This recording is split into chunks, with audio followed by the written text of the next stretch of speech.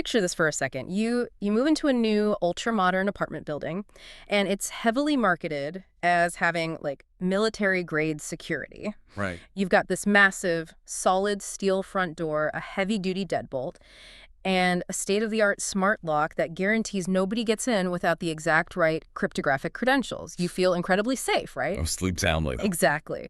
But then what happens when you find out that the very lock on your front door, the singular device designed to keep everyone out, can actually be manipulated from the outside to quietly print out master keys to the entire building? Yeah, it creates a total paradox for anyone designing secure systems. Right. I mean, suddenly, the very mechanism that establishes your safety perimeter is the exact vector being used to completely dismantle it. And that paradox is not just some hypothetical scenario today. We are doing a deep dive into a critical advisory that was published on March 12, 2026 by the Threat Research Unit at Qualys. And the mission for our deep dive today is to really unpack this massive set of vulnerabilities they've dubbed CrackArmor.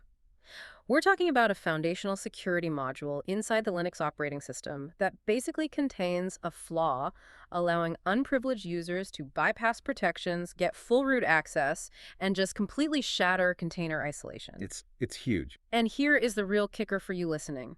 This flaw isn't new. It has existed in the code since 2017, and it currently affects over 12.6 million enterprise systems globally.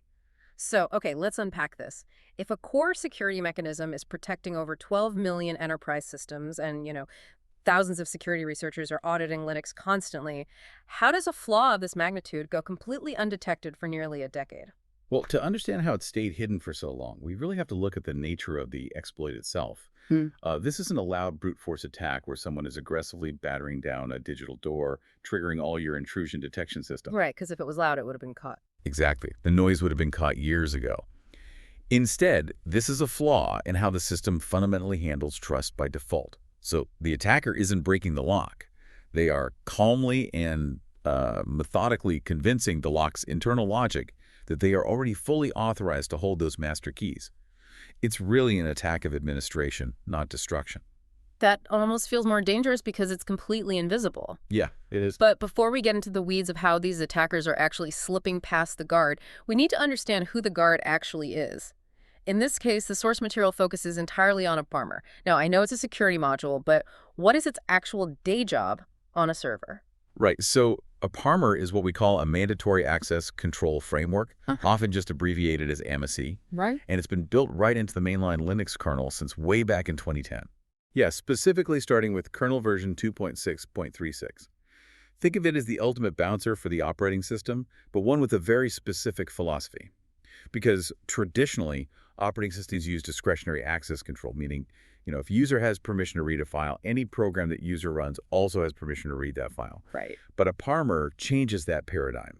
Instead of trusting the user, it binds security profiles to individual applications.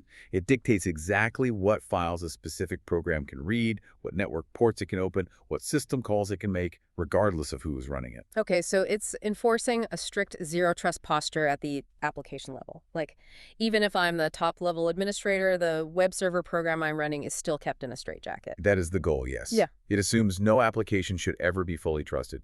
And because of that really robust philosophy, it's incredibly popular. It's the default security posture for major Linux distributions. We're talking Ubuntu, Debian, SUSE. The big ones. The biggest. It is the invisible wall separating and protecting applications in massive cloud platforms, Kubernetes clusters, edge environments. It's effectively everywhere. But the advisory states this flaw, CrackArmor, has been present in the kernel since version v4.11, which dropped in 2017. Yeah. So wait, if this has been broken since 2017, does this mean mandatory access control as a whole is a failed security concept? Like, are we just relying on a broken philosophy? Well, it's a fair concern, but the Qualys advisory explicitly highlights a crucial distinction here. The underlying theory of mandatory access control is not broken. Okay. The concept of restricting applications rather than just users remains structurally sound. What we are dealing with here is an implementation-specific design flaw. Got it. The specific kernel module code that parses and handles these AppArmor profiles, it had critical errors in how it was written. To use your apartment analogy from earlier, the architectural blueprint for the building's security was perfect. But the contractors installing the smart lock, they wired it backward. Ah, so the theory is solid, but the execution had a massive blind spot. Exactly. Okay, so now that we know AppArmor is this ubiquitous, deeply embedded guard across 12.6 million systems, how exactly is this implementation flaw being exploited? Like, how do you trick a system that is literally designed to trust nothing? This brings us to a fascinating concept in cybersecurity known as the confused deputy flaw. The confused deputy. I've heard the term thrown around in security circles, but let's ground it for a second. The advisory uses an analogy. It's like an intruder convincing a building manager who legitimately holds the master keys to open restricted vaults that the intruder themselves isn't allowed to enter. That analogy hits the nail on the head. Yeah. In the context of CrackArmor, the building managers are trusted, highly privileged tools that already exist natively on the system. Like what? Programs like Sudo, which allows users to run programs with the security privileges of another user, or the mail utility Postfix. The attackers leverage these already trusted tools to do their dirty work. They basically manipulate the deputy into modifying protected AppArmor profiles. Okay, but here's where it gets really interesting. How do they actually trick a trusted tool like Sudo into being that confused building manager? It's not like you can just ask Sudo nicely to disable the security, right? How does the deception physically happen in the code? Well, it relies on interacting with something called pseudo files. So deep within the Linux system directory structure, there's a path, syskernel security AppArmor. Okay. Inside that directory are pseudo files, specifically ones ending in .load, .replace, and .remove. These aren't regular text files. They are direct interfaces into the kernel's memory. When an authorized process writes data to these files, the kernel updates its security rules dynamically. Wait, if these files are the direct control panel for the kernel's security rules, why can an unprivileged attacker even see them, let alone trick a program into interacting with them? Shouldn't they be locked away in an invisible vault? Normally they are, but modern Linux relies heavily on something called user namespaces. Right. Which allow unprivileged users to create isolated, virtualized environments, like a container. Inside their own little namespace, the user feels like they are the root administrator, even though they aren't on the main system. Oh, I see where this is going. Yeah, the flaw in AppArmor's implementation was that it didn't properly verify which namespace the command was coming from when those .load or .replace files were accessed by a privileged deputy. Ah, I see. So the attacker sets up a fake, isolated room where they are the boss. They lure Sudo into that room, and because Sudo inherently has high privileges, it can reach out and touch those critical .load files on the main system. Precisely. By manipulating those specific Sudo files through the trusted deputy, the attacker bypasses the namespace restrictions entirely. They are writing directly to the kernel's main security interface. That's terrifying. It is. This ultimately allows for arbitrary code execution right inside the kernel. They're literally rewriting the rule book from the inside out. They could load a profile that says, ignore all security rules from my malicious program, or they could delete the profile protecting a critical service entirely. Okay, so the attacker has successfully tricked the system into thinking they're the building manager, and they've basically printed their own master key. What do they actually do once they have that access? Do they quietly steal data, or do they just burn the building down? Yeah. Because the Qualys report breaks the real-world blast radius into some pretty terrifying categories. Let's start with local privilege escalation. How do they go from tricking Sudo to suddenly having a full root command line where they control the whole server? Right, so the advisory outlines multiple vectors for local privilege escalation, both in user space and kernel space. Let's look at the user space exploit first, because it's incredibly clever. Okay. An attacker uses that confused deputy trick we just discussed to load a custom AppArmor profile. This specific malicious profile does one thing: it denies a capability called capsatuid to the Sudo program. Okay, I need a translation on capsatuid. What does denying that actually do to Sudo? Capsatuid is the capability that allows a process to change its user ID, essentially, to drop its high-level privileges and become a normal user again. By denying this capability, the attacker traps Sudo in his highly privileged root state. It can't step down. Oh, wow. Yeah, and then the attacker manipulates an environment variable called mailconfig. Hold on. They use an email configuration to hack the command line. I'm missing the bridge there. How does messing with a mail config yield a root shell? It sounds strange, but it's a chain reaction. When Sudo encounters a configuration error or a specific crash state, which the attacker intentionally triggers, by the way, its default behavior is to send an email alert to the system administrator. Naturally. Right. To do this, it calls out to a mail utility, typically Postfix's sendmail program.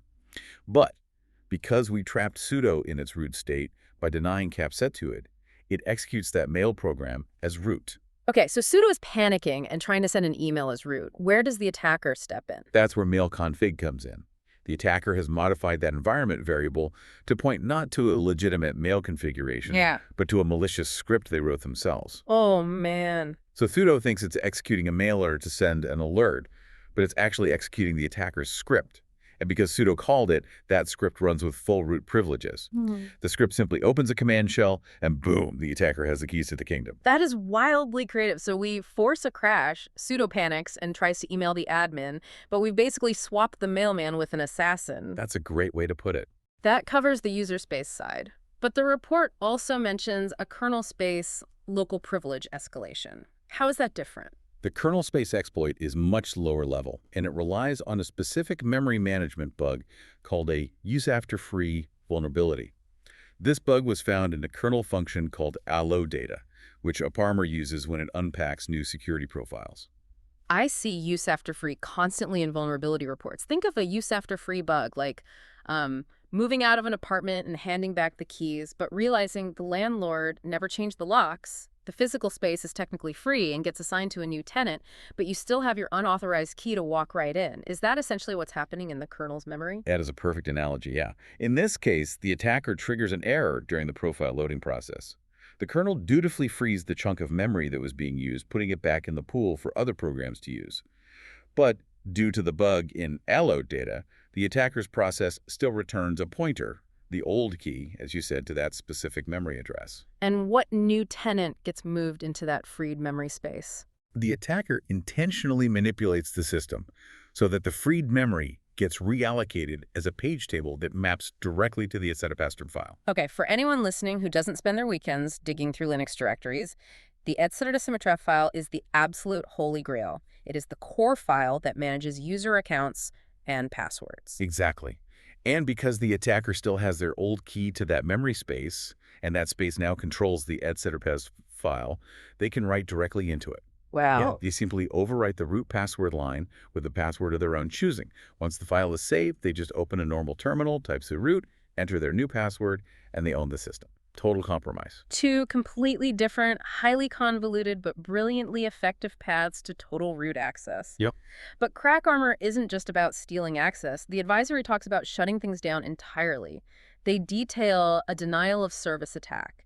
Now, I'm picturing a typical DOS attack where a botnet just throws millions of junk requests at a server until it chokes. But given how elegant the previous exploits were, I'm guessing this is a surgical strike. Oh, it is incredibly surgical.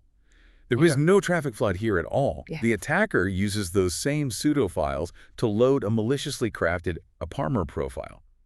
But this profile is special. It contains deeply nested subprofiles. How deep? We're talking about a 1024 level hierarchy of rules, nested inside rules.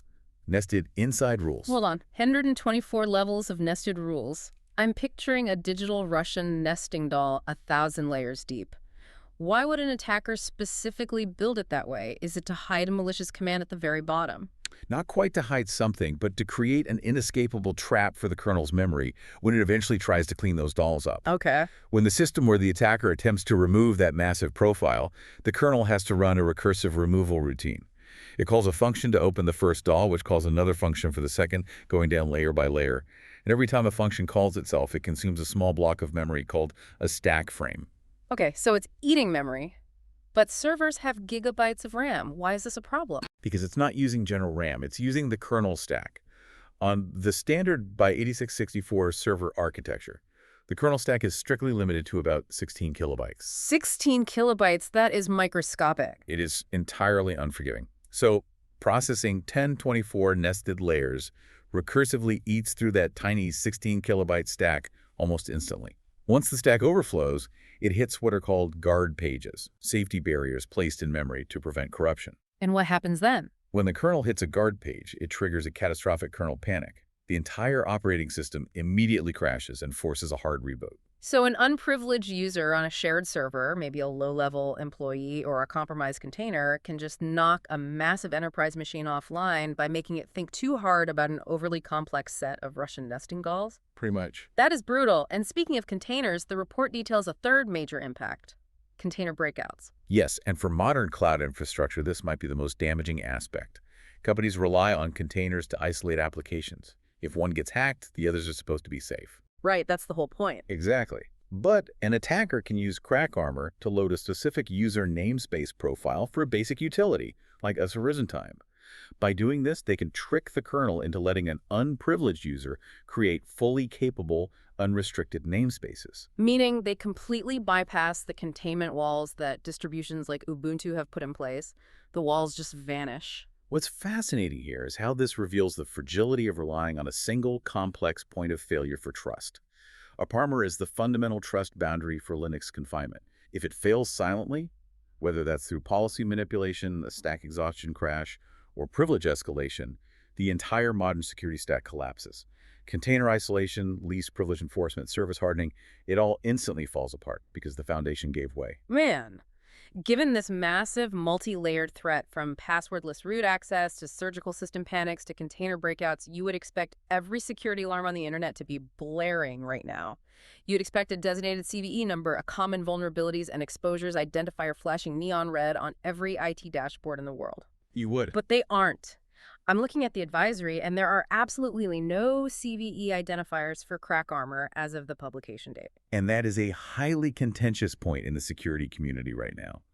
The absence of a CVE does not mean the vulnerability isn't real or isn't critical. It is entirely a byproduct of the disclosure process governed by the Linux kernel developers. So what does this all mean? If there's no CVE, doesn't that mean this vulnerability essentially doesn't exist on most automated security radars? Wait, if the kernel team intentionally delays the CVE, aren't they just playing security through obscurity? What is the logic behind waiting? Well, the intention from the upstream kernel team is actually protective, even if it's debated. Because these flaws exist deep in the upstream Linux kernel, only that core team has the authority to assign the CVEs.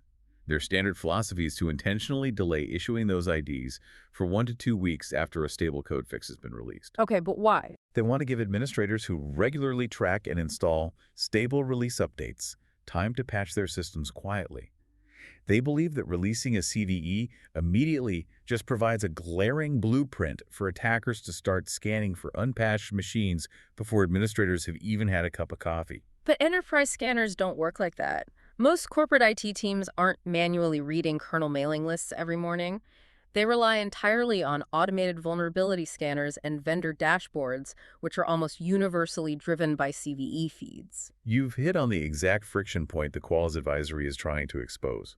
The assumptions underpinning the kernel team's delayed release process completely misalign with how enterprise security actually operates at scale. Yeah, totally. If there is no CVE, the automated tools don't flag the risk. The dashboards stay green.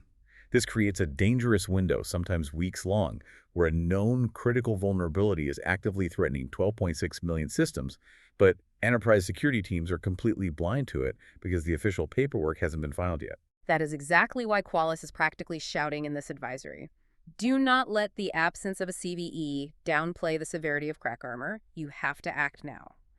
So for the IT professionals and engineers listening to this, what are the immediate remediation steps? Immediate kernel patching is absolutely non-negotiable. You must apply the vendor-provided security updates for AppArmor across all your affected distributions, whether that's Ubuntu, Debian, SUSE, or any derivatives you're running in your cloud environments. And until those patches can be deployed across a massive fleet, You need to actively scan for exposure. Qualys has released a specific detection signature, QID 386714, to help organizations identify vulnerable internet-facing assets without waiting for a CVE. good. Furthermore, security teams must monitor that syskernel security AppArmor directory we talked about earlier. Any unexpected profile changes, especially from tools like Sudo, are your primary indicators of active exploitation. There's a quote in the advisory from Dilip Bhagwani, the chief technology officer at Qualys, that really summarizes the gravity of this whole situation. He says, CrackArmor proves that even the most entrenched protections can be bypassed without admin credentials. For CISOs, this means patching alone isn't enough. We must re-examine our entire assumption of what default configurations mean for our infrastructure. Building on that, it forces a philosophical shift in how we architect networks. If the default security module itself is the vulnerability vector, you cannot simply trust a system just because it is running the standard best practice security stack, you have to actively verify the integrity of the security tools themselves. Let's do a quick recap of the journey we've been on today. We started by looking at AppArmor, a trusted default security module that has been sitting at the core of millions of Linux systems since 2017, acting as the ultimate zero-trust bouncer. We explored how attackers use confused deputies, tricking trusted tools like Sudo and Postfix into accessing hidden pseudo files to rewrite security rules from the inside. We saw how this single implementation flaw leads to full root access via convoluted mail configurations and memory reallocation, causes system panics through 124 layers of nested profiles, and shatters container isolation. A very busy bouncer. Very. And perhaps most alarmingly, we learned how a threat of this magnitude can fly completely under the traditional radar due to procedural delays in CVE assignment. The technical mechanics of CrackArmor are objectively fascinating, but the broader implications are what truly demand our attention. In their advisory, the Qualys Threat Research Unit includes a vital detail regarding how to handle this threat. They explicitly state that interim mitigation does not offer the same level of security assurance as restoring the vendor-fixed code path. Meaning, you cannot just put a configuration band-aid on this. You have to fundamentally update the core code. Right, because if the underlying logic is flawed, any temporary fix is just treating the symptom while the disease is still in the system. Exactly. And if we connect this to the bigger picture, this raises an important question for you to ponder. We just spent this time breaking down how a foundational security module built on the philosophy of zero trust became the very weapon used to compromise the system. It forces us to ask, who audits the auditors? That is a brilliant point. As an industry, we are rushing to deploy incredibly complex AI-driven security sentinels directly into the deepest levels of our operating systems, trusting them to monitor everything. But if a relatively straightforward, decade-old security module like AppArmor can be manipulated into handing over the master keys, are we just creating vastly more complex building managers for future attackers to confuse?